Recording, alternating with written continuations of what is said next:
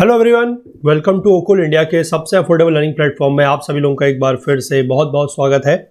आइए अपने इस full course on environment by Shankar IAS academy को हम लोग आगे बढ़ाएंगे। चैप्टर 22 में हम लोग हैं, 22वें चैप्टर में हम लोग इंडिया एंड क्लाइमेट चेंज को लेकर बात कर रहे हैं। और पिछले 3 पार्ट्स में हम लोग ये देख चुके हैं कि क्लाइमेट चेंज की वजह से इंडिया में क्या क्या असर पड़े। ठीक है ना, हमने पिछले कुछ दशकों में बात करी कि इंडिया में ये चीज़ों पर असर पड़ा है कि ग्लेशियर्स का क्या हुआ, टेम्परेचर का क्या हुआ, ये सारी बातें करी। और इसके लेकर कुछ प्रोग्राम्स जो इंडिया में चलाए जा रहे हैं, कुछ मिशन के तौर पर जो काम किए जा रहे हैं, उनके बारे में भी हम लोगों ने अभी तक के जो 3 पार्ट्स हुए हैं उनमें ये सब बातें करी हैं। ठीक है, तो इसी तरीके के कुछ और मिशंस को लेकर, कुछ और प्रोग्राम्स को लेकर जो है अपना डिस्कशन हम आज पार्ट 4 में भी जारी रखेंगे। और मोस्ट प्रोबेबली एक पार्ट हमारा और लगेगा, जिसमें मतलब 5 पार्ट में जाके ये चैप्टर जो है हमारा कंप्लीट हो जाएगा। तो आगे बढ़ने से पहले मैं आप सभी लोगों से एक बार फिर से एज यूजुअल रिक्वेस्ट करना चाहूँगा कि जो लोग इस कोर्स को, इस वीडियो सीरीज को फॉलो कर रहे हैं, जिनको ये पसंद आ रही है, वो ज़्यादा से ज़्यादा वीडियोस को लाइक करें, ज़्यादा से ज़्यादा शेयर करें अपने दोस्तों के साथ, कलीग्स के साथ, ताकि हमारे इन कोर्सेज़ का जो फ़ायदा है वो ज़्यादा से ज़्यादा लोगों तक पहुँच सके। और बाकी जो लोग चैनल पर नए हैं, जिन्होंने अभी तक हमारे चैनल को सब्सक्राइब नहीं किया है, मैं उन लोगों से भी रिक्वेस्ट करूंगा कि आप लोग चैनल को जरूर सब्सक्राइब कर लें और बेल आइकन प्रेस करना ना भूलें, ताकि हमारी तरफ से जब भी कोई नया वीडियो पोस्ट हो तो उसका नोटिफिकेशन आप लोगों तक पहुंच जाए। और साथ ही साथ इस पूरे के पूरे वीडियो सीरीज़ का जो फुल कोर्स है वो हमारी वेबसाइट पर अवेलेबल है। वहाँ पर आपको सारे के सारे वीडियोज़ एड फ्री, बिना किसी एडवर्टाइजमेंट के, साथ ही साथ चैप्टर वाइज PDF नोट्स मिल जाएंगे। चैप्टर वाइज क्विजेस भी अपडेट किए जा रहे हैं, सो दैट कि आप लोग इस पूरे के पूरे सब्जेक्ट की जो तैयारी है वो हमारे प्लेटफॉर्म के साथ कर सके। तो उसके लिए आपको करना क्या होगा, नीचे डिस्क्रिप्शन में एक लिंक दिया हुआ है, उस लिंक के थ्रू जाके आप कोर्स में एनरोल कर सकते हैं और ये सारे के सारे जो बेनिफिट्स हैं उनका फ़ायदा उठा सकते हैं। ठीक है, चलिए तो फिलहाल हम लोग जो है chapter 22 India and climate change को पार्ट 4 के साथ कंटिन्यू करते हैं।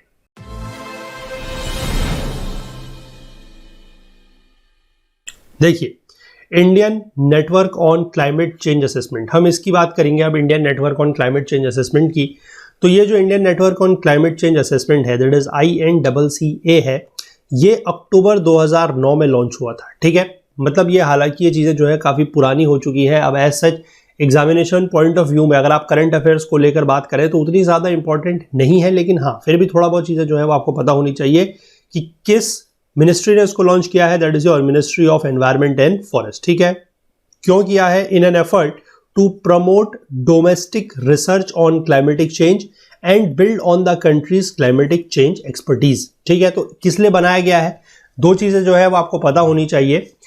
अक्टूबर 2009 हालांकि पूछा नहीं जा सकता कि, मतलब करंट अफेयर्स चीज़ें नहीं पूछी जा सकती, लेकिन हाँ मिनिस्ट्री आपको पता होनी चाहिए और क्यों बनाया गया है ये पता होना चाहिए, यानी कि इसको बनाने के पीछे मकसद क्या है। तो यह है कि domestic research on climate change को बढ़ावा देने, प्रमोट करने के लिए और क्लाइमेट चेंज के ऊपर इंडिया की एक्सपर्टीज बनाने को लेकर इसको बनाया गया है। Ministry of environment and forest भी आप यहाँ पर ध्यान रखेंगे। ठीक है, तो INCCA जो है is a network based programme of the ministry of environment and forest.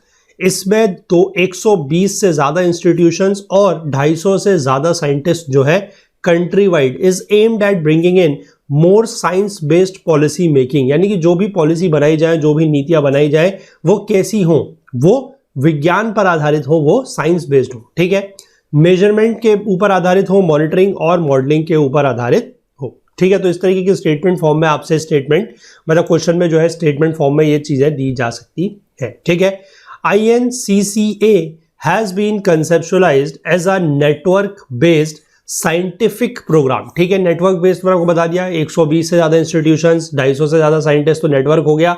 और साइंटिफिक प्रोग्राम है, क्यों? क्योंकि पॉलिसी मेकिंग कैसी रहने वाली है, साइंस बेस्ड रहने वाली है, मेजरमेंट के ऊपर आधारित रहने वाली है। ठीक है, तो इसलिए साइंटिफिक हो गया। Design to address and assess the drivers and implications of the climate change. ठीक है, यानी कि जो क्लाइमेट चेंज, जो जलवायु परिवर्तन है, उसके ड्राइवर्स मतलब कौन उसके लिए रिस्पॉन्सिबल है, क्लाइमेट चेंज किसकी वजह से हो रहा है, that is the drivers of climate change. ठीक है, इम्प्लीकेशंस का मतलब क्लाइमेट चेंज होने की वजह से या जलवायु परिवर्तन होने की वजह से असर क्या पड़ रहा है, उसके इम्प्लीकेशंस क्या है, तो इनको एसेस करना, यानी कि इनका आकलन करना किस तरीके से, थ्रू साइंटिफिक रिसर्च। वही बात है, क्योंकि साइंटिफिक तो है ही है। Climate change assessments on various aspects of climate change, associated vulnerabilities and adaptation, कि मतलब अगर क्लाइमेट चेंज हो रहा है तो उससे जुड़ी हुई वल्नरेबिलिटीज क्या है, ठीक है, उनसे अडेप्ट कैसे किया जा सकता है, decision support systems banana and build capacity towards management of climate change related risk and opportunity. यानी क्लाइमेट चेंज से रिलेटेड अगर कोई रिस्क है या उससे अगर कोई अपॉर्चुनिटीज बन रही है तो उसके मैनेजमेंट को लेकर यानी कि उसके प्रबंधन को लेकर कैपेसिटी बिल्ड करने की बात भी यहां पर की गई है। तो ये सारे के सारे एक तरीके से आप समझ सकते हैं कि इसके क्या हो गए, मेन फंक्शंस की तरह हो गए, ठीक। INCCA will carry out research on the effects of climate change in different regions and sectors in India and suggest suitable adaptation and mitigation steps। तो INCCA क्या कर रहा है, ये बेसिकली क्लाइमेट चेंज का जो इफेक्ट है, ठीक है, इंडिया में जो क्लाइमेट चेंज की वजह से जो इफेक्ट पैदा हो रहा है डिफरेंट रीजन्स में, उसके ऊपर रिसर्च कर रहा है और सूटेबल अडेप्टेशन और मिटिगेशन स्टेप्स जो है वो भी उनके बारे में भी सुझाव दे रहा है, सजेशन दे रहा है, ठीक है। ऑब्जेक्टिव की बात करें, to have an independent body of Indian scientist who could, क्या करेंगे, ये एक इंडिपेंडेंट बॉडी होगी किसकी, भारतीय वैज्ञानिकों की, साइंटिस्ट की, और ये करेंगे क्या, prepare scientific reports at the domestic level about the impact of climate change on various sectors। अलग अलग क्षेत्रों में क्लाइमेट चेंज का क्या असर हो रहा है, क्या इंपैक्ट हो रहा है, उसकी एक साइंटिफिक रिपोर्ट प्रिपेयर करेंगे जिससे हमें एक रियल पिक्चर पता लगे और इन्फ्लुएंस पता लगे द वर्ल्ड डिबेट, और हम वर्ल्ड के डिबेट्स में जो है इन्फ्लुएंस अपना कर सकें। इसके लिए ये एक डोमेस्टिक लेवल पर एक रिपोर्ट जारी करेंगे। कौन करेंगे, जो इंडियन साइंटिस्ट है वो, ठीक है।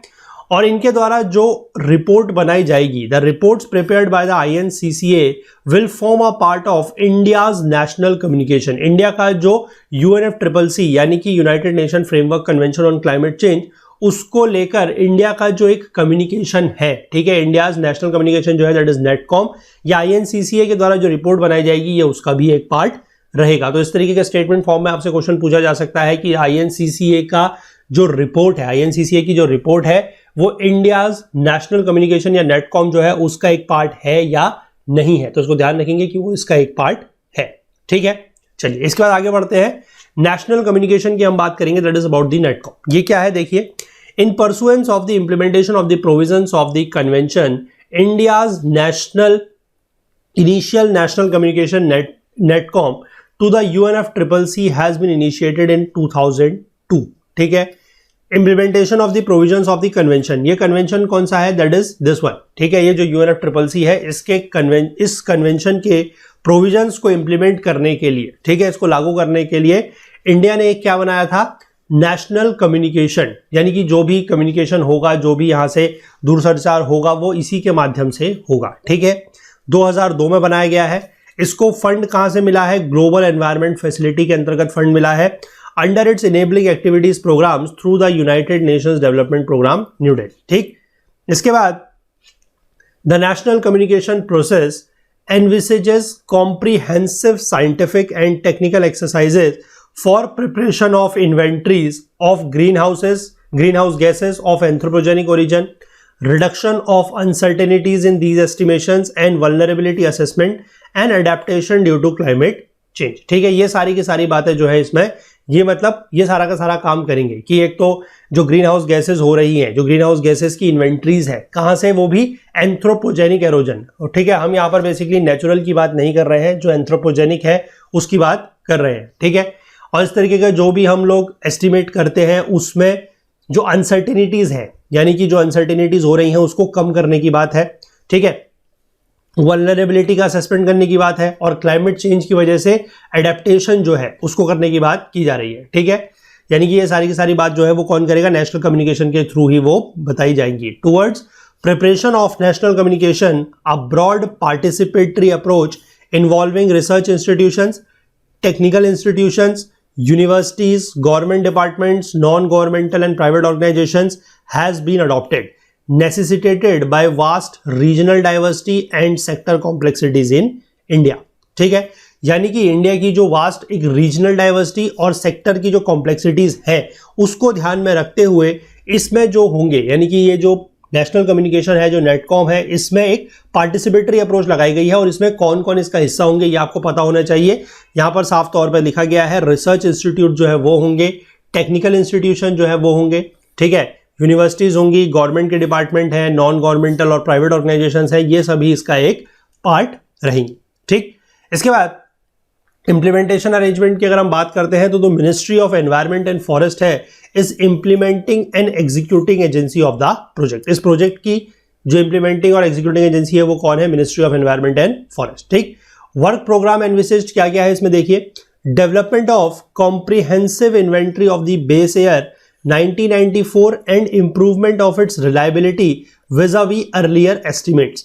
This would entail reducing uncertainties of greenhouse gas emission coefficients in key source categories. एक चीज तो ये है, यानी कि 1994 को बेस ईयर मानते हुए जो हमारी ग्रीन हाउस गैसेस की इन्वेंट्री है उसको क्या करना है, ठीक है, उसको बेसिकली मतलब एसेस करना है।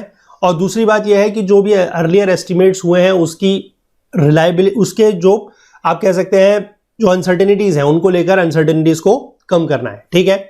Identification of key steps to be taken towards implementing the convention, ये जो UNFCCC का कन्वेंशन है उसको इंप्लीमेंट करने के लिए क्या है, एक की जो भी की स्टेप्स होंगे उसको आइडेंटिफाई करना भी इसी का काम है, ठीक है। वल्नरेबिलिटी और adaptation assessment for presentation of information on specific needs and concerns arising from the adverse impact of climate change, ठीक है। एक तो वल्नरेबिलिटी और अडेप्टेशन को असेस करना है, ठीक है, और दूसरी बात यह है कि क्लाइमेट चेंज को लेकर जो भी एडवर्स इंपैक्ट्स इससे बन रहे हैं उसको लेकर जो कंसर्न्स हो रही हैं, ठीक है, उनको क्या करना है, उन कंसर्न्स को भी दूर करने की तरफ काम करना है। Next is creation of reliable and comprehensive database for all the outputs produced through the establishment of a data center. This information will be accessible in the internet, ठीक है। जितना भी डेटाबेस होगा वो एक कॉम्प्रिहेंसिव डेटाबेस होगा, एक reliable database होगा और एक डेटा सेंटर बनाया जाएगा, उसी के थ्रू ये सारा का सारा जो डेटाबेस है वो मेंटेन किया जाएगा और ये सारी की सारी जो इन्फॉर्मेशन है वो एक पब्लिक प्लेटफॉर्म पर इंटरनेट के माध्यम पे अवेलेबल रहेगी। Enhancement of capacity to respond to projected climate change through the preparation of targeted research proposal for developing a medium to long term action plan, ठीक है। एक लंबे समय के लिए, यानी कि जो क्लाइमेट चेंज प्रोजेक्टेड है, प्रोजेक्टेड मतलब कि आगे आने वाले समय में क्या क्लाइमेट चेंज हो सकता है, ठीक है, उसको लेकर कैपेसिटी जो हमारी है उसको क्या करना है, इनहेंस करने की बात की जा रही है, ठीक है। टारगेटेड रिसर्च प्रपोजल बनाया जाएगा ताकि हम क्या कर सकें कि मीडियम टर्म या लॉन्ग टर्म में एक्शन प्लान अपने बना सके, ठीक है। इसके बाद green house gas inventory estimates की हम बात कर रहे हैं, ठीक है। In accordance with the provisions of article 4 and 12.1 of UNFCCC, preparation of inventories of a basket of gases has been started for the areas of energy, industrial processes, agricultural land use and land use change and forestry, ठीक है। इन सब के लिए क्या बनाया जा रहा है, एक एस्टिमेट बनाया जा रहा है। एस्टिमेट मतलब जो हमारे ग्रीन हाउस गैसेज यहां से निकल रही है इन एरियाज में से उसको लेकर, ठीक है। The gases to be inventoried included, इसमें से कौन कौन सी गैसेस की बात है, एक तो कार्बन डाइऑक्साइड है, मतलब सारी की सारी वैसे जो मेजर आपकी ग्रीन हाउस गैसेज है वही है, देखिए कार्बन डाइऑक्साइड है, मीथेन है, नाइट्रस ऑक्साइड है, हाइड्रोफ्लोरोकार्बन्स है, परफ्लोरोकार्बन्स है, सल्फर हेक्साफ्लोराइड है, ठीक है। Release from various anthropogenic sources of the base air 1994, तो इसमें जो बेस एयर है वो आप ध्यान रखेंगे 1994 है। एंथ्रोपोजेनिक सोर्सेस से हम बात कर रहे हैं, नेचुरल सोर्सेस से या नेचुरल ओरिजिन से जो ग्रीन हाउस गैस का एमिशन हो रहा है उनके एस्टिमेशन की बात यहां पर नहीं की गई है, ठीक है। एक चीज ये ध्यान रखनी है। दूसरी बात यह है, this is in addition to estimating the historical trends of GHG growth as a part of the initial national communication to UNFCCC, यानी कि जो नेशनल कम्युनिकेशन टू UNFCCC है उसका जो इनिशियल मतलब चल रहा था, ये जो ग्रीन हाउस गैसेस का हम लोग एस्टिमेट कर रहे थे उसके अतिरिक्त है ये, उसके एडिशन में है ये, ठीक है। The estimation of national green house gas inventories for all sectors is based on 1996 guidelines to the intergovernmental panel on climate change, जो IPCC का एक गाइडलाइंस थी 1996 की, उसके आधार पर ये सारा का सारा एस्टिमेशन किया जा रहा है, and as good practice as guidelines, ठीक है। तो ये आप समझ गए सारा का सारा क्या है। इसके बाद ये जो ग्रीन हाउस गैस एमिशन हो रहा है, ठीक है, इससे निपटने के लिए इंडिया का जो पॉलिसी स्ट्रक्चर है उसकी हम बात करते हैं। सबसे पहले इसमें है इंटीग्रेटेड एनर्जी पॉलिसी। देखिए ये चीज क्या है, India has in place a detailed policy, regulatory and legislative structure that relates strongly to GHG estimate mitigation, ठीक है।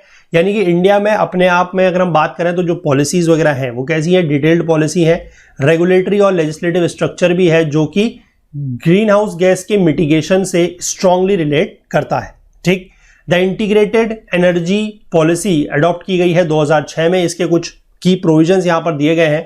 पहला है promotion of energy efficiency in all sectors. सारे के सारे सेक्टर्स में हमें एनर्जी एफिशिएंसी को क्या करना है, प्रमोट करना है। एनर्जी एफिशिएंसी का मतलब क्या है कि वेस्टेज जो है, ठीक है, एफिशिएंसी का मतलब यही है कि जो वेस्टेज है दैट शुड बी मिनिमम। ठीक है, जो वेस्टेज है वो कैसा होना चाहिए, मिनिमम होना चाहिए। हम जितना इनपुट दे रहे हैं उसका मैक्सिमम पोर्शन जो है वो आउटपुट में कन्वर्ट होना चाहिए, वेस्टेज शुड बी मिनिमम। ठीक है, that is basically known as energy efficiency. इसके बाद मास ट्रांसपोर्ट के ऊपर एम्फोसिस, यानी कि जोर देने की बात की जा रही है मास ट्रांसपोर्ट को लेकर, यानी कि जो पब्लिक ट्रांसपोर्ट है उसको बढ़ावा देने की बात की जा रही है। ऐसा ना हो कि हर आदमी जो है अपनी गाड़ियां खरीद ले, अपनी बाइक्स खरीद ले। ठीक है, क्योंकि उससे क्या है, उससे कुछ नहीं होना। उससे आपको पता है कि अगर आप सड़क पर चल रहे हैं और 10 लोग अगर, मतलब जैसे एक कहीं मैंने एक फोटो देखी थी, उसमें बड़ा अच्छा सा एक फोटो दिया गया था कि अगर 1000 लोग चल रहे हैं, ठीक है, अगर 1000 लोग अपनी गाड़ियां लेके जा रहे हैं तो आप समझ सकते हैं कि 1000 गाड़ियां होंगी। ठीक, अगर वहीं वो 1000 लोग जो हैं अगर बसेस में जाएंगे तो आप समझ सकते हैं कि अगर 50 लोग भी एक उस पे जा रहे हैं, 50 लोग भी अगर एक बस में जाएंगे तो 20 बसों में काम हो जाएगा। ठीक है, और 1000 गाड़ियां और 20 बसों के कंपैरिजन में जो ट्रैफिक वगैरह है उस पर काफी असर पड़ेगा, मतलब ट्रैफिक काफी कम हो जाएगा और जो पॉल्यूशन वगैरह है वो भी काफी कम हो जाएगा। तो इसलिए मास ट्रांसपोर्ट या पब्लिक ट्रांसपोर्ट को बढ़ावा देने के लिए यहां पर बात की जा रही है। ठीक, इसके बाद रिन्यूएबल्स के ऊपर भी जोर दिया जा रहा है। रिन्यूएबल्स यानी कि जो हमारी रिन्यूएबल एनर्जी है, और वो भी उसमें भी साथ साथ बायोफ्यूल, जो बायोफ्यूल है, जैसे कि आपको पता होगा, आपने एक इंपॉर्टेंट नाम सुना होगा, दैट इज जेट्रोफा, जिससे बेसिकली क्या बनता है, बायोडीजल, है ना, बायोडीजल बनता है। इसका नाम, ये जो है इंपॉर्टेंट प्लांट है, इसका नाम पीछे एग्जाम वगैरह में पूछा भी जा चुका है। तो जेट्रोफा वगैरह के तरीके से जो बायोफ्यूल्स हैं उनका प्लांटेशन करने की बात भी यहां पर की जा रही है। Accelerated development of nuclear and hydro power for clean energy.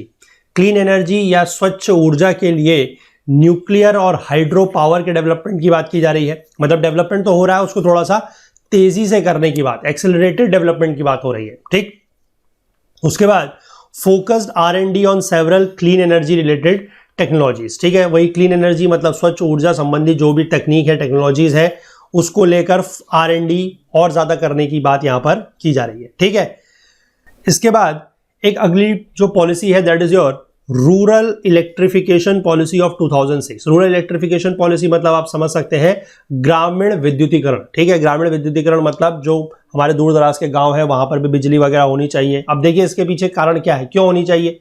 आपको पता है कि गांव वगैरह में अगर बिजली नहीं होती है तो लोग क्या करते हैं, गांव में तो लकड़ी वगैरह जो है वो जंगल से आराम से मिल जाती है ना, तो लोग उसको काटते हैं, लोग उसी से अपना काम चला रहे हैं। अब उसकी वजह से काम क्या है, उनका तो काम चल रहा है, लेकिन आप समझ सकते हैं अगर वो लकड़ी वगैरह जला रहे हैं तो उससे पॉल्यूशन बढ़ रहा है। तो वहां तक अगर बिजली वगैरह पहुंचेगी तो उनको भी इससे फायदा मिलेगा और साथ ही साथ एनवायरनमेंट को या क्लाइमेट को भी इससे फायदा पहुंचेगा। ठीक है, तो इसके तहत क्या था कि it promotes renewable energy technologies where grid connectivity is not possible और कॉस्ट इफेक्टिव। यानी कि वहां तक रिन्यूएबल एनर्जी को पहुंचाने की बात की जा रही है जहां पर या तो ग्रिड से कनेक्टिविटी, ग्रिड कनेक्टिविटी मतलब जैसे आपको पता है कि पावर प्लांट में बिजली बनती है तो वो पावर प्लांट से डायरेक्ट आप लोगों के हमारे घर तक नहीं आती है, पहले वो एक जो ग्रिड होता है वहां जाती है और वहां से फिर वो बिजली डिस्ट्रीब्यूट होती है।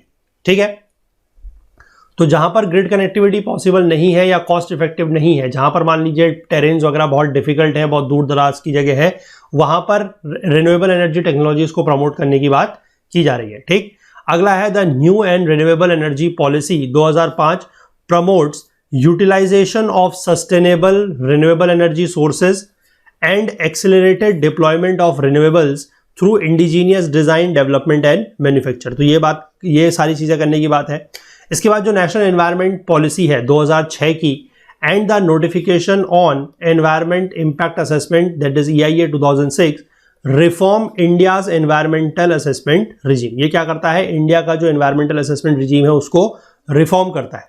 ठीक है, number of economic activities are required to prepare environment impact assessments and environment management plans. ठीक है, बहुत सारे इस तरीके के जो क्या है एक्टिविटीज है, इकोनॉमिक एक्टिविटीज है जिनकी जरूरत पड़ेगी, किस लिए, ताकि एनवायरमेंट इंपैक्ट असेसमेंट्स और एनवायरमेंट मैनेजमेंट प्लान जो है बनाए जा सके, which are appraised by regulatory authorities prior to the start of construction. ठीक है, कंस्ट्रक्शन से पहले इस तरीके के जो मतलब प्लान्स वगैरह बनाए जाएंगे उनको रेगुलेटरी अथॉरिटीज के द्वारा क्या कराना पड़ेगा, अप्रेजल उनका लेना पड़ेगा। The EIA provisions strongly promote environmental sustainability. ये EIA के बारे में हम लोगों ने पूरा अलग से एक चैप्टर है, ठीक है ना, एनवायरमेंटल इंपैक्ट असेसमेंट, इसी कोर्स में, इसी वीडियो सीरीज में हमने उसका पूरा डिस्कशन किया हुआ है।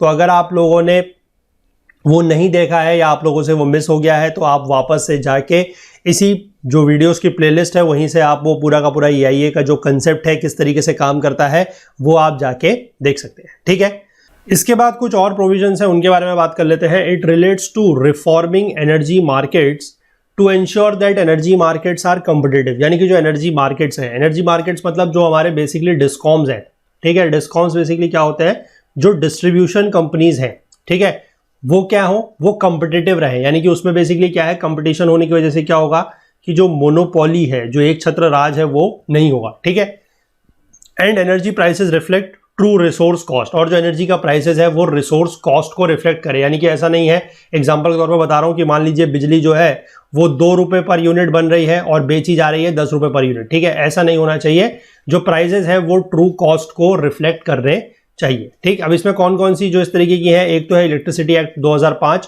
Tariff policy 2006, petroleum and natural gas regulatory board 2006 etcetera. The provisions taken together are design to, इसमें जो प्रोविजंस एक साथ है वो क्या है, वो किस लिए बनाए गए हैं। देखिए, पहला है remove entry barriers and raise competition in exploration, extraction, conversion, transmission and distribution of primary and secondary energy. ठीक है, कि एंट्री बैरियर्स को रिमूव करने की बात की गई है और साथ ही साथ कंपटीशन बढ़ाने की बात की जा रही है। कहां पर, एक्सप्लोरेशन, यानी कि जब हम एनर्जी को एक्सप्लोर करते हैं, जब उसका एक्सट्रैक्शन कर रहे हैं, उसका कन्वर्जन कर रहे हैं, ट्रांसमिशन कर रहे हैं, डिस्ट्रीब्यूशन कर रहे हैं, तो हर जगह पर जो है वो कंपटीशन बढ़ाने की बात की जा रही है। उसके बाद प्राइस रिफॉर्म लाए जाएं, accomplish price reform through full competition at point of sale, यानी कि जहां पर बेचा जा रहा है, वही मैंने आपको बताया जहां पर डिस्काउंट्स वगैरह है वहां पर फुल कंपटीशन की बात की जा रही है। इसके बाद promote tax reform to promote optimal fuel choices. ठीक है, टैक्स रिफॉर्म लाने की बात की जा रही है ताकि हम लोग जो फ्यूल हमारे लिए बेस्ट है उसका हम जो चॉइस है वो कर सके प्रॉपर तरीके से। Augment and diversify energy options, sources and energy infrastructure, जो हमारा एनर्जी ऑप्शंस है, सोर्सेज और एनर्जी इंफ्रास्ट्रक्चर है, उसको हम क्या करें, ऑगमेंट करें और डाइवर्सिफाई करें। यानी कि ऐसा ना हो कि सिर्फ हमारे पास एक ही एनर्जी का सोर्स है या एक ही इंफ्रास्ट्रक्चर है, उसको हम चेंज करें। ठीक है, provide feed in tariffs for renewable, जो हमारे रिन्यूएबल्स हैं उनके लिए हम फीड इन टैरिफ्स को प्रोवाइड करें। रिन्यूएबल्स क्या है, जैसे सोलर, विंड, बायोमास। ठीक है, बायोमास को जनरेशन वगैरह हम लोगों ने बात करी है पहले इसके बारे में। Strengthen and where applicable introduce independent regulation, यानी कि जहां पर पॉसिबल हो सके, जहां पर एप्लीकेबल हो सके वहां पर इंडिपेंडेंट रेगुलेशन लाएं। ठीक है, और जहां पर है वहां पर उसको स्ट्रेंथन करने की बात की जा रही है। इसके बाद एक इंपॉर्टेंट ये जो कंसेप्ट है या जो एक ये प्रोग्राम है, ये आप लोगों को पता भी होगा, आप लोगों ने इसको एक्सपीरियंस भी किया होगा, that is the introduction of labelling programme for appliances. कि कुछ जो अप्लायंसेस वगैरह होते हैं, जो घरों में जो उपकरण वगैरह यूज होते हैं, वहां पर लेबलिंग करने की बात की जा रही है, एनर्जी रिलेटेड लेबलिंग वहां पर की जा रही है। ठीक है, देखते हैं क्या है ये। An energy labelling programme for appliances was launched in 2006, 2006 में इस तरीके का जो प्रोग्राम है वो लॉन्च हुआ था। And comparative star based labelling has been introduced for fluorescent tube lights, ठीक है, air conditioners, refrigerators and distribution transformer. इस तरीके के सारे अप्लायंसेस के लिए स्टार बेस्ड लेबलिंग जो थी वो चालू की गई है। अगर आप लोग देखिएगा, अगर आप लोगों के पास मतलब कोई बहुत ज्यादा पुराना अगर अप्लायंस घर में नहीं है, ठीक है, क्योंकि बहुत पहले नहीं आता था, 2006 के बाद से अगर कोई अप्लायंस आप लोगों के घरों में लिया गया है, चाहे वो एसी है, चाहे रेफ्रिजरेटर है, ठीक है, उस पे आप देखिएगा आपको स्टार रेटिंग मिलेगी, 2.5 स्टार, 3 स्टार, 4 स्टार ऐसे करके। और जितने ज्यादा स्टार होंगे इसका मतलब वो जो अप्लायंस है, वो जो उपकरण है, वो उतना ज्यादा एनर्जी फ्रेंडली है, यानी कि वो उतनी ज्यादा जो है बिजली की खपत कम करेगा। ठीक है, वो चीज आप जरूर नोट डाउन कीजिएगा। और अगर एक बात देखिएगा और अगर आप लोगों को वो चीज़ दिखती है, समझ में आती है और आप लोगों के पास इस तरीके का प्लान्स है, तो आप ज़रूर नीचे कमेंट सेक्शन में मुझे बताइएगा, सो दैट कि मुझे भी पता लगेगा कि हाँ, आप लोगों को जो मैं चीज़ें यहाँ पर देखने के लिए और ये सब चीज़ें करने के लिए बोल रहा हूँ वो आप लोग फॉलो कर रहे हैं। ठीक है, और एक चीज़ आप लोगों के लिए मैं और यहाँ पर बता दूँ कि जनरल बातें ये हैं, आप अगर यूपीएससी का सिलेबस उठा के देखें, ठीक है, तो उसके सिलेबस में एक चीज़ साफ लिखी जाती है कि इसका जो सिलेबस है, स्पेसिफिकली अगर हम प्रीलिम्स की बात करें, तो सिलेबस जो है वो एक जनरल अंडरस्टैंडिंग का सिलेबस है, जनरल अंडरस्टैंडिंग का सिलेबस है जिसमें कोई आपको स्पेशलाइज स्टडी की जरूरत नहीं है, ऐसा यूपीएससी मानता है, ठीक है। लेकिन ये बात अगर देखा जाए तो काफ़ी हद तक सही भी है। सारी की सारी चीज़ें इस एग्ज़ाम में ऐसी हैं जो अगर हम अपनी आंख नाक कान मुंह खोलते रखते हैं और चारों तरफ हमारे क्या हो रहा है, हर तरीके की डे टू डे एक्टिविटीज़ क्या हो रही हैं हर सेक्टर में, अगर हम उसको जानते हैं, अगर हमें वो चीज़ें पता है तो एग्ज़ाम में वही आने वाली है, ठीक है। लेकिन प्रॉब्लम क्या होती है, हमारे लिए एक बर्डन, एक बोझ क्यों बन जाता है, क्योंकि हम वो सब चीज़ें तो ध्यान नहीं रखते, ठीक है। हम डेली बेसिस पे न्यूज़पेपर नहीं पढ़ते हैं, हमें पता नहीं होता कि हमारे आसपास देश दुनिया में क्या चल रहा है, ठीक है। और इस तरीके की जो चीज़ें हैं, जो हमारे आसपास घटनाएं हो रही हैं, हम उनके बारे में कोई ध्यान नहीं रखते हैं, तो इसलिए हमारे लिए वो एक तौर पर पढ़ाई बन जाती है, एक बोझ बन जाता है। अदरवाइज जो यूपीएससी की बात है वो स्टेटमेंट बहुत अच्छी है कि एक मतलब जनरल स्टडी की बात का मतलब ही वही है, जनरल स्टडी का मतलब वही है कि आपसे कोई स्पेशलाइजेशन नहीं मांगा जा रहा है।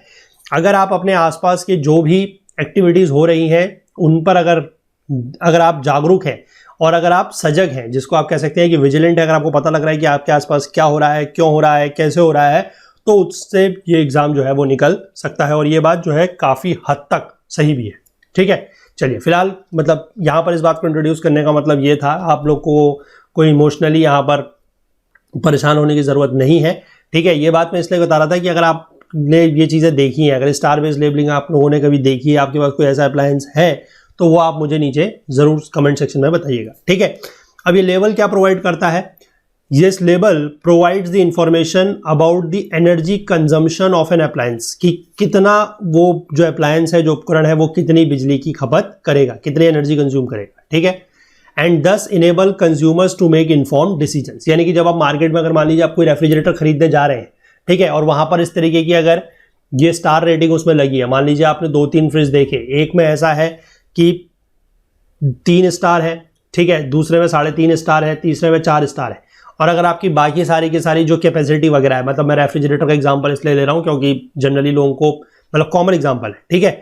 तो आपको पता है कि अगर आप एग्जांपल के तौर पे मान लीजिए आप 210 लीटर का फ्रिज लेने जा रहे हैं, ठीक है, 210 लीटर का फ्रिज लेने गए, आप किसी भी दुकान में गए, उसने आपको 3 कंपनी के 3 फ्रिज दिखाए 210 लीटर के ही, जिसमें एक में 3 स्टार है, एक में 3.5 स्टार है और एक में 4 स्टार है, ठीक है। तो आपको ये चीज जो है वो बड़े मतलब बहुत अच्छे से पता है कि 4 स्टार का मतलब क्या है, कि इसका एनर्जी कंजम्पशन क्या होगा, इन तीनों में से सबसे कम होगा, ठीक है।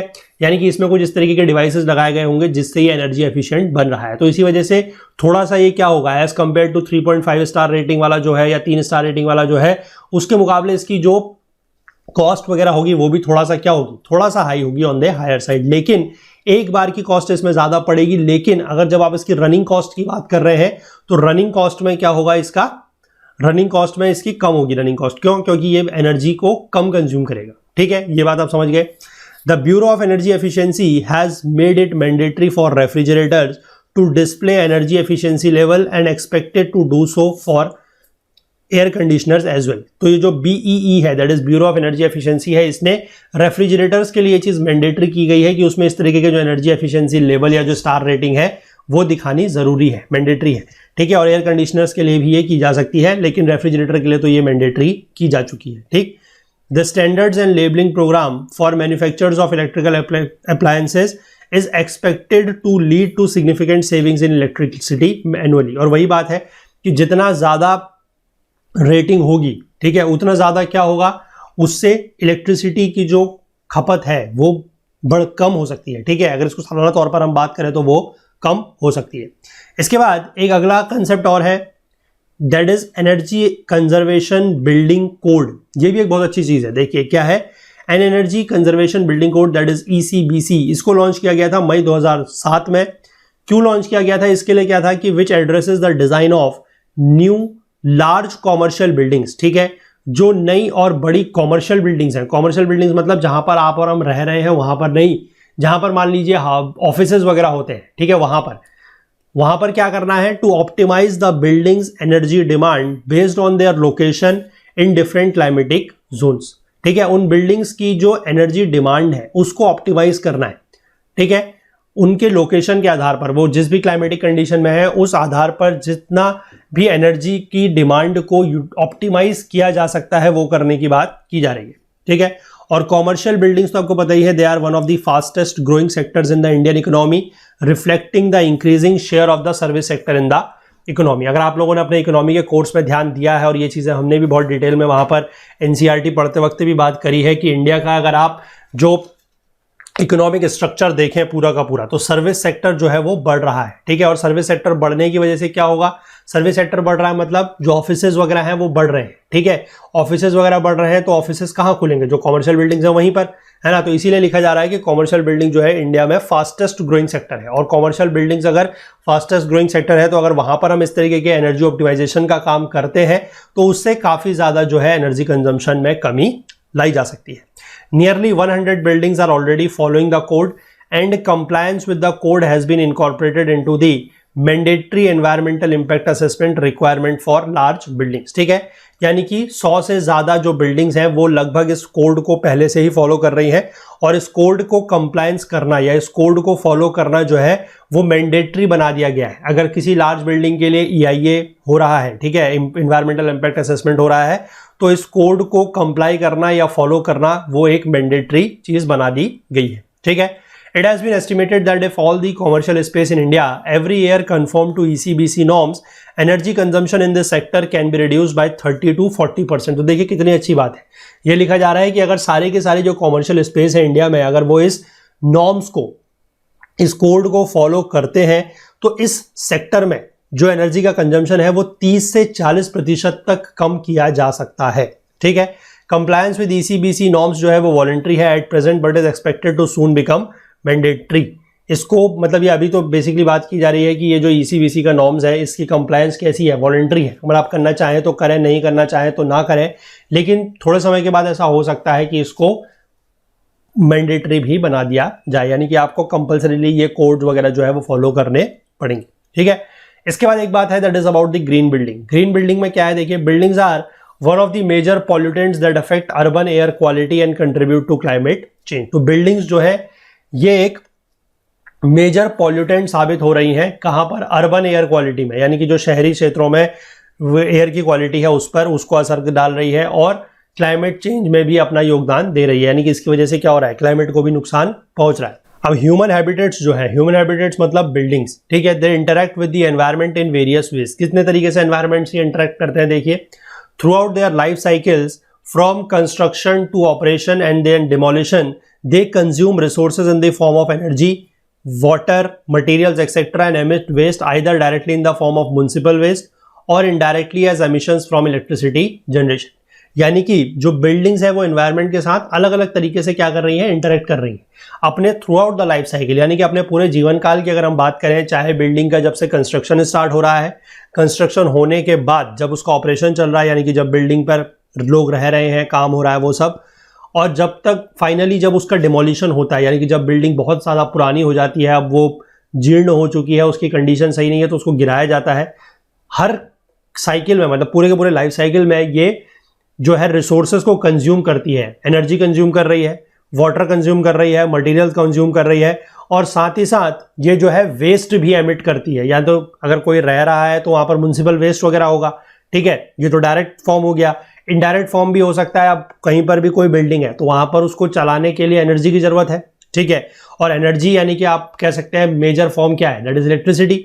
और इलेक्ट्रिसिटी कहां से बनेगी, इलेक्ट्रिसिटी आपको पता है कि इंडिया में तो मेजोरिटी ऑफ द जो शेयर है, more than 70% of the energy generation या इलेक्ट्रिसिटी जनरेशन कहां से हो रहा है, जो हमारा थर्मल पावर प्लांट्स है वहां से। और थर्मल पावर प्लांट्स में क्या लगता है, कोल लगता है, और वहां से अगर आप बिजली ज़्यादा खर्च कर रहे हैं, मतलब बिजली ज़्यादा चाहिए, और ज़्यादा बिजली चाहिए यानी कि ज़्यादा बिजली बनेगी, और ज़्यादा बिजली बनेगी तो क्या होगा, ज़्यादा पोल्यूशन भी होगा, ठीक है। तो ये एक इनडायरेक्ट फॉर्म हो गया, यानी कि किस तरीके से जो बिल्डिंग्स वगैरह हैं वो क्या कर रही हैं, इनडायरेक्ट फॉर्म में भी एनर्जी एमिट कर रही हैं, ठीक है, यानी कि सॉरी वेस्ट एमिट जो है वो कर रही हैं। अब ग्रीन बिल्डिंग क्या है, green building is the essence of which would be to address all the pollution related issues of a building in an integrated and scientific manner, ठीक है। ग्रीन बिल्डिंग एक ऐसा कंसेप्ट है जिसमें ये सारे के सारे जो हम पॉल्यूशन रिलेटेड इश्यूज की बात कर रहे हैं उनको एड्रेस किया जाएगा। A green building depletes as little of the natural resource during its construction and operation, यानी कि ग्रीन बिल्डिंग एक इस तरीके का कंसेप्ट है जिसमें जो भी नेचुरल रिसोर्सेज हैं उनका डिप्लीशन जो है वो क्या होगा, कम से कम होगा, ठीक है, कंस्ट्रक्शन के दौरान भी, ऑपरेशन के दौरान भी, हर समय पे। इसके बाद ग्रीन बिल्डिंग का जो डिजाइन है उसके एम की अगर हम बात कर लें तो minimise the demand on non renewable sources. जो नॉन रिन्यूएबल सोर्सेज हैं उनके ऊपर जो डिमांड है उसको क्या करना है, मिनिमाइज करना है, ठीक है। And maximise the utilisation efficiency of these resources when in use. और मान लीजिए कहीं पर भी, मतलब पहली बात तो यह है कि नॉन रिन्यूएबल रिसोर्सेज के ऊपर जो डिमांड है वो कम करनी है, और अगर ये कहीं पर यूज हो भी रहे हैं तो इनका क्या करना है, यूटिलाइजेशन एफिशिएंसी को मैक्सिमाइज करना है, ठीक है। यानी कि वही बात हो गई मिनिमम वेस्टेज, यानी कि वेस्टेज जो है हमें क्या करनी है, मिनिमम करनी है, ठीक। Maximise reuse and recycling of available resources. जहां पर भी हमारे जो भी अवेलेबल रिसोर्सेज हैं उनका रीयूज और उसको रिसाइकलिंग को क्या करना है, मैक्सिमाइज करना है, यानी कि ज्यादा से ज्यादा रीयूज और ज्यादा से ज्यादा रिसाइकलिंग किया जाए। Utilisation of renewable resources. जो रिन्यूएबल रिसोर्सेज हैं उनका यूटिलाइजेशन बढ़ाना है, उनका ज्यादा से ज्यादा यूज करना है, ठीक है। It cost a little more to design and construct a green building. Green building बनाने को लेकर और ग्रीन बिल्डिंग को क्या कहते हैं, कंस्ट्रक्ट करने को लेकर, डिजाइन करने में क्या होगा, थोड़ा सा जो है खर्चा ज्यादा आएगा। लेकिन अगर हम इसके ऑपरेशन की बात करें तो ऑपरेशन जो है ग्रीन बिल्डिंग का थोड़ा सा कम होगा। क्यों? क्योंकि वही बात है कि रिन्यूएबल सोर्सेज वगैरह हम यूज कर रहे हैं, ठीक है, रिसाइकलिंग हम कर रहे हैं, रीयूज हम कर रहे हैं, तो हमारा जो ऑपरेटिंग कॉस्ट है वो थोड़ा सा कम हो जाएगी। लेकिन हाँ, जो हमारी स्टार्टिंग कॉस्ट होगी वो थोड़ा सा ज्यादा होगी, ठीक है। और ये ऑपरेटिंग कॉस्ट कम होने की वजह से इन्वायरमेंटल बेनिफिट्स काफी ज्यादा हैं, और ये एक ऑक्यूपेंट्स के लिए भी, यानी कि जो लोग वहां पर रह रहे हैं, काम कर रहे हैं, उनके लिए भी एक बेटर प्लेस रहेगा, ठीक है। ऑब्वियस सी बात है, पोल्यूशन वगैरह कम होगा तो सभी को उससे फायदा है। It maximises the use of efficient building materials, ठीक है। एफिशिएंट बिल्डिंग मटेरियल्स का यूज जो है उसको मैक्सिमाइज करना है। इस तरीके की जो कंस्ट्रक्शन प्रैक्टिसेस है, एफिशिएंट कंस्ट्रक्शन प्रैक्टिसेस है, उनका यूज करना है। Optimises the use of on site sources. ऐसे सोर्सेज जो ऑन साइट अवेलेबल हैं उनके यूज को ऑप्टिमाइज करना है। And syncs by bioclimatic architectural practices. ऐसे क्लाइमेट आर्किटेक्चरल प्रैक्टिसेस को हम यूज करें जो क्या हो, जो क्लाइमेट फ्रेंडली हो, ठीक है। Uses minimum energy to power itself. ऐसे चीजों का यूज करना है जिनको पावर देने के लिए क्या है, मिनिमम एनर्जी की जरूरत पड़े। एफिशिएंट इक्विपमेंट का यूज करना है to meet its lighting, air conditioning and other needs, ठीक है। इन सारे नीड्स के लिए क्या है, एफिशिएंट इक्विपमेंट का यूज करना है। वही मैं आपको बताया, जैसे स्टार रेटिंग वाली चीजें हैं, है ना, वो सब चीजें हैं। रिन्यूएबल सोर्सेज ऑफ एनर्जी के यूज को बढ़ावा देना है, मैक्सिमाइज करना है। Uses efficient waste and water management practices, यानी कि वेस्ट और जो वाटर मैनेजमेंट है उसको भी प्रॉपर तरीके से किया जाए। कंफर्टेबल और hygienic indoor working conditions provide करने की बात भी इस तरीके के बिल्डिंग्स के लिए कही जा रही है, ठीक है। It is evolve through a design process that requires all concern, that is the architect and landscape designer and the air conditioning, electrical, plumbing and energy consultants to work as a team. इसमें क्या होगा कि सारे के सारे जो लोग हैं, ठीक है, जो आर्किटेक्ट है, जो डिजाइनर है, जो आपका एयर कंडीशनिंग एक्सपर्ट है, जो आपकी बिजली वगैरह की फिटिंग कर रहा है, इलेक्ट्रिकल है, जो प्लम्बिंग का काम कर रहा है, उन सबको एक टीम की तरह काम करना पड़ेगा to address all the aspects of a building and system planning, design, construction and operation. ये सब एक टीम की तरह मिलकर काम करेंगे। और ये क्या करेंगे, they critically evaluate the impacts of each design decision on the environment and arrive at viable decision solutions to minimize the negative impacts and enhance the positive impacts on the environment, ठीक है। ये सारे के सारे क्या करेंगे कि हर तरीके का जो डिजाइन का डिसीजन लिया जाएगा उसको क्रिटिकली इवेल्युएट करेंगे कि अगर हम इस तरीके का डिजाइन बनाते हैं तो इससे क्या फर्क पड़ेगा, ठीक है, अगर इस तरीके का डिजाइन बनाते हैं तो उससे क्या फर्क पड़ेगा, ये सारी चीजें बात करेंगे। और उसके बाद एक वायबल डिजाइन के ऊपर ये पहुंचेंगे कि अच्छा हाँ ठीक है, ये डिजाइन है तो इसमें क्या है, ये आर्किटेक्चरली भी सही है, इसका डिज़ाइन भी सही है, यहाँ पर लाइटिंग भी अगर हम इस तरीके से लाइट लगाएंगे तो चीज़ें जो है एफिशिएंट होंगी, यहाँ पर इस तरीके का प्लम्बिंग वगैरह का काम होगा तो जो वाटर की डिमांड है वो भी सही तरीके से हमारी पूरी होगी, जो उसका अगर वेस्ट का मैनेजमेंट है तो वो भी प्रॉपर तरीके से होगा। तो ये सारी की सारी बातें जो है इसमें ये लोग आपस में टीम के तौर पर मिलकर करेंगे, ठीक है। इन सम The following aspects of a green building design are looked into an integrated way in a green building, ठीक है। क्या क्या इसमें चीजें जो है वो देखी जाती है। Building system designed in a way to efficiently use HVAC. HVAC is basically your heating, ventilation and air conditioning, lighting, electrical and water heating. ये सारी की सारी बातें इसमें देखी जाएंगी, ठीक है, ताकि इन सबका एफिशिएंट यूज हो सके। Integration of renewable energy sources to generate energy on site. Renewable energy sources की बात यहाँ पर की जा रही है। जैसे कि आपको पता है कि क्या करा जाएगा, आप मान लीजिए कोई इस तरीके की बिल्डिंग वगैरह है तो वहां पे छत में क्या करा जाएगा, सोलर पैनल्स वगैरह लगा दिए जाएंगे, है ना, ताकि वहां पर सोलर एनर्जी जो है वो बनती रहे और हम ऑन साइट एनर्जी का यूज कर सकें। ठीक है। Selection of ecologically sustainable materials, ecologically sustainable materials का यूज करें जिनका रिसाइकलिंग की जा सके, rapidly renewable resources with low emission potential हो वाटर और वेस्ट मैनेजमेंट के लिए। ठीक है। तो ये सारी की सारी बातें जो है that is related to your green building. इसके बाद अगर हम एक चीज की और बात करें दैट इज वी हैव गृहा। गृहा क्या है, देखिए यह है green rating for integrated habitat assessment. गृहा इज अ संस्कृत वर्ड। गृहा आपको पता है, गृहा या गृह जो होता था उसको संस्कृत वर्ड है जिसका मीनिंग होता था अबोर्ड। ठीक है। गृहा has been conceived by TERI, that is the energy research institute. ठीक है। जो एनर्जी रिसर्च इंस्टीट्यूट है टेरी, उसके द्वारा यह कंसीव किया गया है and developed jointly with the ministry of new and renewable energy government of India. The green building rating system is devised by TERI and the MNRE is a voluntary scheme. ये एक voluntary scheme है। ठीक है। इसका objective देख लेते हैं। The primary objective of the rating system is to help design green buildings and in turn help evaluate the greenness of the building. यानी कि जो ग्रीन बिल्डिंग बनाने की बात ऊपर कही जा रही थी उनको ये रेटिंग देने का काम करेगा और इवेल्युएट करेगा कि कौन सी बिल्डिंग कितनी ग्रीन है। ठीक है। अब कितनी ग्रीन होने का मतलब कलर वाइज नहीं है, ग्रीन होने का मतलब मैंने आपको बता दिया कि एनवायरमेंट फ्रेंडली कितनी है, कितनी एनर्जी एफिशिएंट है, उसको लेकर बात की जा रही है। ठीक है। यहां पर ध्यान रखेंगे कि ग्रीननेस का मतलब कलर से नहीं है। ठीक है। एम की हम बात करें तो the rating system aims to achieve efficient resource utilisation. जो भी रिसोर्सेज का हम यूज कर रहे हैं वो कितना एफिशिएंट है, वेस्टेज वगैरह कम होना चाहिए। इनहैंस्ड रिसोर्स एफिशिएंसी, वही बात है कि रिसोर्स की एफिशिएंसी जो है वो इनहैंस होनी चाहिए, वेस्टेज नहीं होना चाहिए। बेटर क्वालिटी ऑफ लाइफ होनी चाहिए बिल्डिंग्स में। ठीक है। ये सारी की सारी बात है।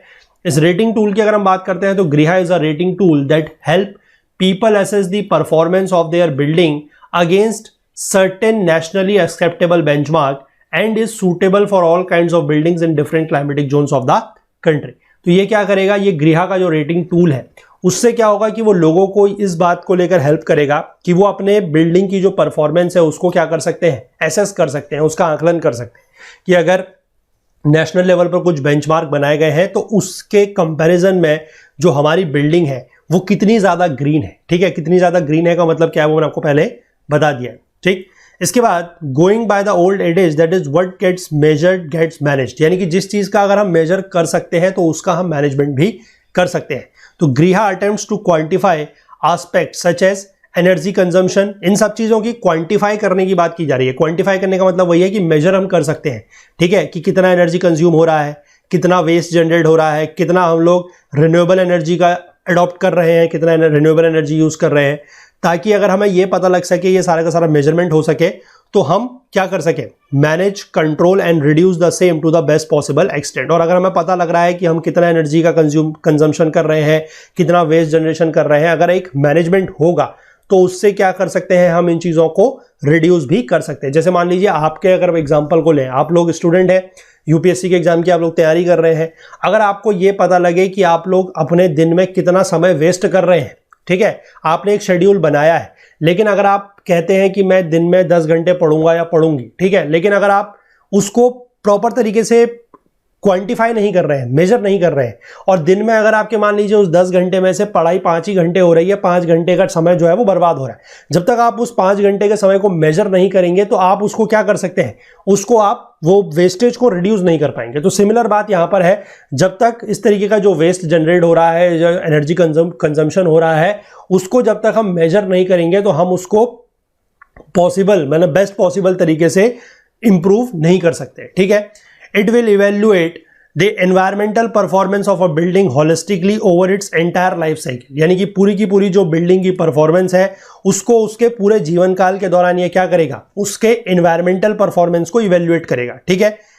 thereby providing a definitive standard for what constitutes a green building, और उसके बाद एक कुछ स्टैंडर्ड्स बनाए जाएंगे जिससे वो बिल्डिंग जो है ग्रीन कहलाई जा सकती है। ठीक है। ग्रीन कहलाए जाने का मतलब क्या है, ये मैं आपको बार बार बता रहा हूं, इसको कलर से कंफ्यूज मत कीजिएगा। ठीक है।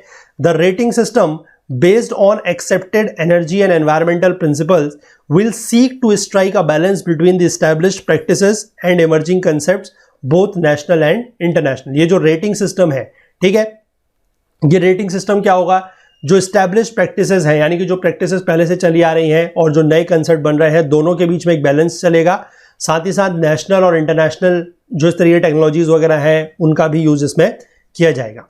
द गाइडलाइंस और criteria appraisal may be revised every 3 years to take into account the latest scientific developments during this period. इसके जो भी क्राइटेरियाज या जो भी गाइडलाइंस है उनको हर 3 साल में क्या किया जाएगा, रिवाइज किया जाएगा, ताकि जो पिछले 3 सालों में जो भी लेटेस्ट डेवलपमेंट हुआ है, लेटेस्ट साइंटिफिक डेवलपमेंट हुए हैं, उसको भी हम क्या कर सकें, अपने क्राइटेरियाज में और गाइडलाइंस में इनकॉर्पोरेट कर सकें। तो इसलिए हर 3 सालों में इसके जो क्राइटेरियाज और गाइडलाइंस है उसको रिवाइज करने की बात भी यहां पर की जा रही है। ठीक है, इसके बाद अगर हम बेसिक फीचर्स की बात कर लें तो the system has been developed to help design and evaluate new buildings. नई बिल्डिंग्स को डिजाइन और इवेल्युएट करने की बात की जा रही है, यानी कि बिल्डिंग्स जो अभी भी इंसेप्शन स्टेज पर है, और अब building is assessed based on it's predicted performance over its entire life cycle Inception through operation. ठीक है, बिल्डिंग को एसेस किया जाएगा उसकी प्रेडिक्टेड परफॉर्मेंस के आधार पर, पूरी की पूरी लाइफ साइकिल में इस बिल्डिंग की कैसी परफॉर्मेंस रहेगी उसके आधार पर। ठीक है, जो ग्रिया रेटिंग सिस्टम है इसमें 34 क्राइटेरिया की बात की गई है जो 4 कैटेगरीज के अंदर है। 4 कैटेगरीज क्या क्या है, ठीक है, वो देख लीजिए। Site selection and site planning, conservation and efficient utilisation of resources, building operation and maintenance और इनोवेशन पॉइंट्स। ये 4 इसके क्या है, 4 कैटेगरीज के अंतर्गत है। ठीक है, इससे ज्यादा ये 34 क्राइटेरिया क्या है ये सारे के सारे आपको जानने या याद रखने की जरूरत नहीं है। ये जो 34 क्राइटेरिया है उसमें से 8 आपको ध्यान रखना है कि मैंडेटरी है, कौन से हैं वो जानने की जरूरत नहीं है, बस इतना ध्यान रखिए। सारे के सारे अब क्वेश्चन के इस फॉर्म में आ सकता है कि जो गृह रेटिंग के अंतर्गत 34 क्राइटेरिया है ऑल आर मैंडेटरी, तो ध्यान ये रखना है कि सारे मैंडेटरी नहीं है। ठीक है, 8 मैंडेटरी है, 4 जो है वो पार्टली मैंडेटरी है, बाकी सारे के सारे क्या है, ऑप्शनल है। ठीक है, और हर क्राइटेरिया में कुछ नंबर ऑफ पॉइंट जो है वो असाइन किए गए। It means that the project intending to meet the criteria would qualify for the points. ठीक है, यानी कि जो भी प्रोजेक्ट जो ये क्राइटेरिया मीट करना चाहता है उसको कुछ पॉइंट्स वगैरह दिए जाएंगे। Different levels of certification, 1 star से लेकर 5 स्टार तक जो है सर्टिफिकेशन दिया जाएगा इस आधार पर कि उनको कितने पॉइंट मिले हैं। और इस तरीके का सर्टिफिकेशन लेने के लिए, यानी कि जो गृह रेटिंग में जो सर्टिफिकेशन आपको मिलेगा वो तभी मिलेगा जब आपके मिनिमम नंबर ऑफ पॉइंट्स कितने होंगे, 50। ठीक, अब इसके बेनिफिट्स क्या है? On a broader scale, this system along with the activities and processes that lead up to it will benefit the community at large with the improvement in the environment by reducing the greenhouse gas emissions, reduce energy consumption and the stress on natural resources। तो फायदे क्या है? फायदे यही है कि अगर आप एफिशिएंट चीज़ों का यूज़ करेंगे, एनवायरमेंट फ्रेंडली चीज़ों का यूज़ करेंगे तो क्या होगा कि ग्रीन हाउस गैसेज एमिशन वगैरह जो है वो कम होगा, एनर्जी कंजम्पशन कम होगा और नेचुरल रिसोर्सेज के ऊपर क्या है, जो स्ट्रेस है, जो दबाव पड़ रहा है वो भी कम होगा। Reduced energy consumption without sacrificing the comfort levels, यानी कि हम क्या कर सकते हैं, कंफर्ट लेवल को कॉम्प्रोमाइज करें या सेक्रीफाइस किए बिना हम एनर्जी कंजम्पशन को क्या कर सकते हैं, कम कर सकते हैं। यानी कि ऐसा नहीं है कि अगर एसी चल रहा है और एसी चलने में अगर बिजली ज़्यादा खर्च हो रही है तो हम ऐसा नहीं करेंगे कि एसी चलाना बंद कर देंगे, ऐसा नहीं है। लेकिन उसका इस तरीके से चीज़ें जो है वो की जाएंगी ताकि हमारा कंफर्ट लेवल भी जो है वो भी कॉम्प्रोमाइज़ ना हो, वो भी सेक्रीफाइस ना हो, और साथ ही साथ एनर्जी कंजम्पशन को भी हम क्या कर सके, कम कर सके। ठीक है, जो हमारे natural areas, habitats and biodiversity है उसका हम क्या करें, उसका जो डिस्ट्रक्शन हो रहा है उसको कम करें, और इरोजन से जो सॉइल लॉस है उसको भी कम करने की बात की जा रही है। वाटर और एयर पॉल्यूशन को कम करना है। ठीक है, वाटर कंजम्पशन को कम करने की बात की जा रही है। Limited waste generation due to recycling and reuse, हम रिसाइकलिंग को और रीयूज को बढ़ावा दें ताकि जो हमारा वेस्ट जनरेट हो रहा है वो क्या हो, कम से कम हो। पॉल्यूशन लोड्स को कम करने की बात की जा रही है। प्रोडक्टिविटी, यूजर प्रोडक्टिविटी को बढ़ाने की बात है। इमेज और मार्केटेबिलिटी को एनहेंस करने की बात भी की जा रही है। ठीक है, अब इसमें चैलेंजेस भी हैं। चैलेंजेस क्या क्या है देखिए, जो इंडियन बिल्डिंग इंडस्ट्री है वो हाईली डिसेंट्रलाइज्ड है विद पीपल एंड और groups engaged in design, construction, equipment provision, installation and renovation working together. यानी कि अब जो ये इंडिया में बिल्डिंग्स वगैरह बनती हैं, B it the commercial buildings या बी इट रेजिडेंशियल बिल्डिंग्स, वो कोई ऐसा तो है नहीं कि कोई एक एजेंसी है या कोई एक इस तरीके की डिपार्टमेंट है गवर्नमेंट की, कोई मिनिस्ट्री है जो बना रही है। ठीक है, सारे के सारे जो प्राइवेट प्लेयर्स हैं वही इस काम में लगे हुए हैं, है ना। तो ईच ग्रुप में be organise to some extent but there is limited interaction among the groups, thus disabling the integrated green design and application process. तो ये जो सारे के सारे ग्रुप्स हैं ये ऑर्गेनाइज तो हो सकते हैं कुछ एक्सटेंट तक, कुछ हद तक, लेकिन इनके बीच में क्या है, जो इंटरेक्शन है वो उतना ज्यादा नहीं है। ठीक है, लिमिटेड इंटरेक्शन है। उससे ये हो सकता है कि जो ग्रीन डिजाइन और उसकी जो एप्लीकेशन प्रोसेस है उसमें थोड़ा सा कमियां आ जाए, यानी कि पूरी तरीके से वो एफिशिएंट ना हो पाए। ठीक, hence it is very important to define and quantify sustainable building practices and their benefits. तो इसलिए ये बहुत ज़्यादा ज़रूरी हो जाता है कि हम जो सस्टेनेबल बिल्डिंग प्रैक्टिसेस हैं और उसके जो फायदे हैं उनको क्या करें, प्रॉपरली डिफाइन करें और क्वांटिफाई भी करें, यानी कि उसका मेजरमेंट वगैरह भी कर सकें। It is also important to separate the role of different participants in ensuring that the building consumes minimal resources over its entire life cycle and leaves behind a minimal environmental footprint। ठीक है, और ये भी जरूरी है कि हम जो अलग अलग पार्टिसिपेंट हैं उनके रोल को क्या करें, उनके रोल को अलग अलग करें। ठीक है, ताकि जो बिल्डिंग है वो मिनिमल रिसोर्सेज का मतलब कम से कम संसाधनों का यूज करे अपनी पूरी की पूरी लाइफ साइकिल के दौरान, और एनवायरमेंटल फुटप्रिंट जो है वो कम से कम छोड़े। एनवायरमेंटल फुटप्रिंट छोड़ने का मतलब वही है कि एनवायरमेंट को कम से कम नुकसान वो पहुंचाए। ठीक है, इसके बाद energy audits of large industrial consumers की अगर हम बात कर लें तो 2007 के मार्च में the conduct of energy audits was made mandatory in large energy consuming units in 9 industrial sectors and these units notified as designated consumers are also required to employ certified energy managers and report energy consumption and energy conservation data annually। तो ये basically आपका जो energy consuming unit थी, large energy consuming unit जो थी 9 industrial sector में, उसके लिए एक एनर्जी ऑडिट को क्या कर दिया गया था, मैंडेटरी कर दिया गया था 2007 के मार्च से। ठीक है, और उसमें क्या था कि डेजिग्नेटेड कंज्यूमर्स को नोटिफाई किया गया था, साथ ही साथ वहां पर यह दिया गया था कि इनको एक सर्टिफाइड एनर्जी मैनेजर जो है उसको रखना है, उसको एम्प्लॉय करना है, ताकि वो वहां की जो एनर्जी कंजम्पशन है उसका और कितना एनर्जी कंजर्व कर रहे हैं, साल भर में कितना एनर्जी बचा रहे हैं, उसके डेटा को वो प्रॉपरली रिपोर्ट कर सके। ठीक है, तो this is all about this. इसमें अब हम जो मास ट्रांसपोर्ट का कंसेप्ट है और उससे आगे की जो बातें हैं उसको अगले लेक्चर में कंटिन्यू करेंगे और कोशिश करेंगे कि अगले पार्ट में ये जो चैप्टर है वो कंप्लीट हो जाए। अगर लंबा होगा, नहीं हो पाएगा, तो फिर हम एक पार्ट और लेके इसको कंप्लीट कर लेंगे। ठीक है, चलिए। तो कंटेंट रिलेटेड अगर आपको कोई भी डाउट होता है तो आप हमारा टेलीग्राम का जो ग्रुप है दैट इज ओकुल जीएस यूपीएससी डिस्कशन फोरम, उसको ज्वाइन कर सकते हैं। उसका लिंक आपको नीचे डिस्क्रिप्शन में मिल जाएगा, या फिर आप इसको टेलीग्राम में सर्च करके भी ज्वाइन कर सकते हैं। वहाँ पर आप अपने जो भी क्वेरीज है, डाउट्स है, वो हमसे पूछ सकते हैं और अपने फीडबैक देना जरूर यहाँ पर ध्यान रखिएगा, ताकि हम अपने आने वाले कोर्सेज में या लेसन्स में जो भी इंप्रूवमेंट की जरूरत हो वो यहाँ से कर सकें। फुल कोर्स वेबसाइट पर अवेलेबल है, उसका लिंक नीचे डिस्क्रिप्शन में दिया है, वहाँ के थ्रू जाके भी आप फुल कोर्स में एनरोल कर सकते हैं। इसके बेनिफिट्स वही हैं, एड फ्री वीडियोस आपको मिल जाएंगे, चैप्टर वाइज नोट्स मिल जाएंगे, क्विजेस भी वहाँ पर अपडेट किए जाएंगे, सो दैट कि आप इस सब्जेक्ट की तैयारी हमारे प्लेटफॉर्म के साथ कर सके। कोर्स को एक्सेस करने में या कोर्स को परचेस करने में आपको अगर कोई भी टेक्निकल क्वेरी आती है तो आप हमसे व्हाट्सएप के थ्रू इस नंबर पर या फिर हमारी ओकुल हेल्प डेस्क की जो ईमेल आईडी है दैट इज support@okul.co, उस पर भी बात हमसे कर सकते हैं। बाकी हमसे जुड़ने के लिए, बाकी हमसे अपनी बात शेयर करने के लिए आप हमें सोशल मीडिया यानी कि फेसबुक, इंस्टाग्राम, लिंक्डइन, ट्विटर पर भी फॉलो कर सकते हैं। तो मिलेंगे अगले पार्ट में, इस चैप्टर को हम लोग कंप्लीट करने की कोशिश करेंगे। तब तक के लिए अपना बहुत बहुत ध्यान रखिएगा। Please do take care of yourself. Thank you, have a nice day, bye bye.